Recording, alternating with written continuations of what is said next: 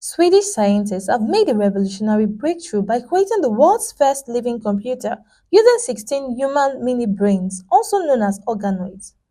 This innovative biocomputer was unveiled by Dr. Fred Jordan, the co-founder of Spark, a Swiss startup that creates solutions with biological neural network. According to him, the biocomputer, called the Neuro Platform, is an online platform that provides remote access to these living brain cells, allowing researchers to conduct studies on artificial intelligence and other applications, using lab-grown human brain cells to perform computational tasks with drastically reduced energy consumption. I am making a living computer. It all started in 2014 when a friend and myself decided to make a better artificial intelligence. So AI works by simulating neurons on a digital computer. And we wanted to make a more realistic simulation. We worked for 5 years on this. And we were successful. At the end, we indeed had a more realistic simulation. The purpose of Spark is to design the first bioprocessor. That means a processor that runs with living neurons instead of digital transistors.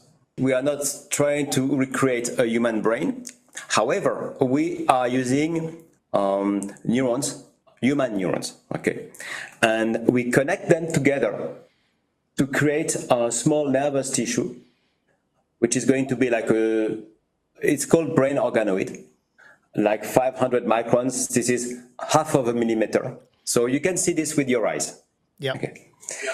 And we have thousands of neurons connected together. Okay, I would say more or less randomly. And we connect this to electrodes. And we use the electrodes to listen to the activity of the neurons and to stimulate them. He also revealed that the bioprocessors used in the Neuro platform consume 1,000,000 times less power than traditional digital processors and are suitable for experiments that run for several months, with an expected lifespan of around 100 days. Each of our brain is made of 100 billion of neurons.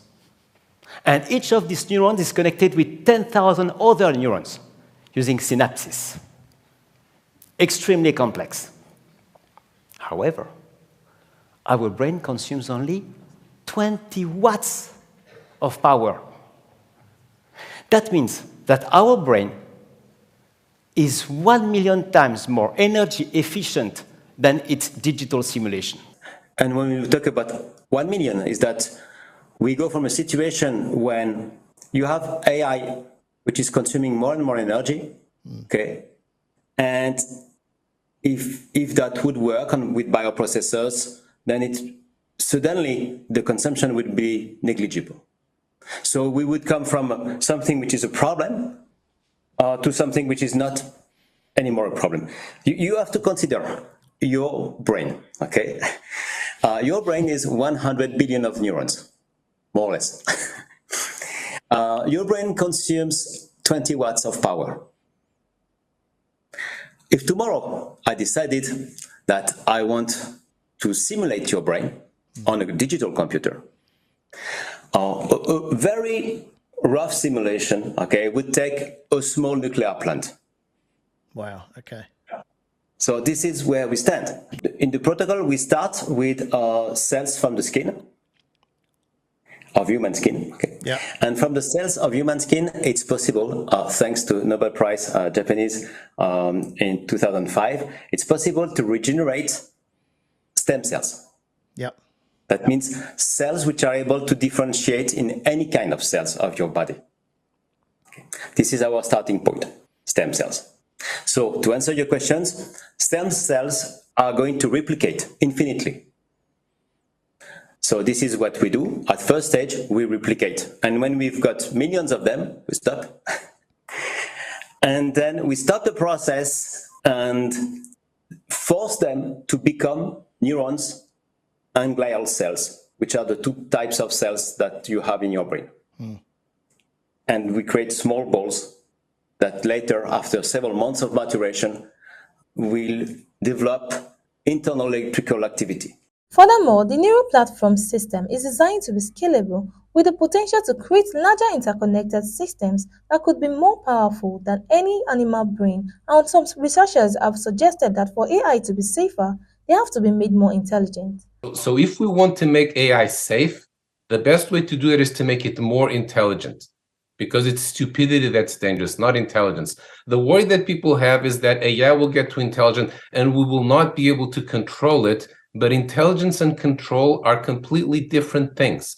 We can have an infinitely intelligent AI that we still control very well. With its amazing prospects in advancing technology and reducing energy consumption, other experts and researchers are however raising concerns about the potential impact such innovations may have in blurring the line between artificial and real intelligence, the ethical implications of this innovation, and the risks it poses to humanity.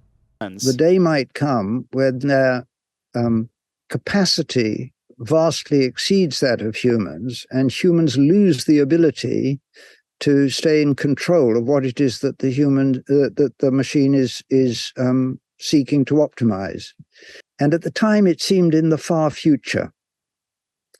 Now, it may be, as it were, galloping towards us.